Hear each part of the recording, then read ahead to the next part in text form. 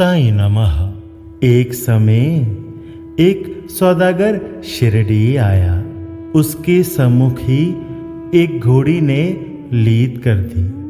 जिज्ञासु सौदागर ने अपनी धोती का एक छोर बिछाकर उसमें लीद के 9 गोले रख लिए और इस प्रकार उसके चित्त को शांति प्राप्त हुई। श्री पाटनकर जी इस कथा का कुछ भी अर्थ ना समझ सके, इसलिए उन्होंने श्री दादा केलकर जी से अर्थ समझाने की प्रार्थना की और पूछा कि बाबा के कहने का अभिप्राय क्या है। दादा केलकर जी बोले कि जो कुछ बाबा कहते हैं उसे मैं स्वयं भी अच्छी तरह नहीं समझ सकता, परंतु उनकी प्रेरणा से ही मैं जो कुछ समझ सका हूं वह तुमसे कहता हूं।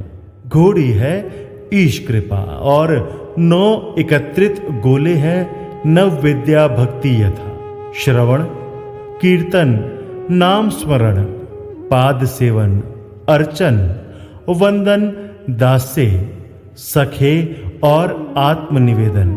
ये भक्ति के 9 प्रकार हैं।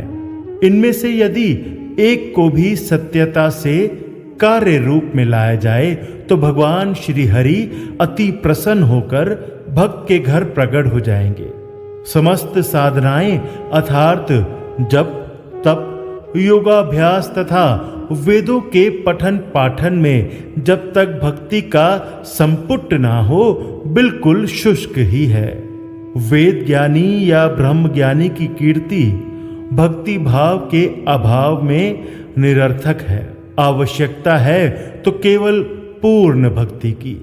अपने को भी उसी सौदागर के समान ही जानकर और व्यग्रता तथा उत्सुकता पूर्वक सत्य की खोज कर 9 प्रकार की भक्ति को प्राप्त करो, तब कहीं तुम्हें दृढ़ता तथा मानसिक शांति प्राप्त होगी। दूसरे दिन जब श्री पाटनकर जी बाबा को प्रणाम करने गए तो बाबा ने पूछा कि क्या तुमने लीद के 9 गोले एकत्रित किए।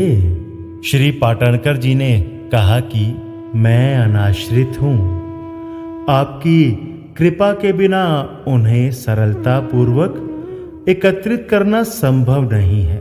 बाबा ने उन्हें आशीर्वाद देकर सांत्वना दी कि तुम्हें सुख और शांति प्राप्त हो जाएगी, जिसे सुनकर श्री पाटनकर जी के हर्ष का पारावार न रहा।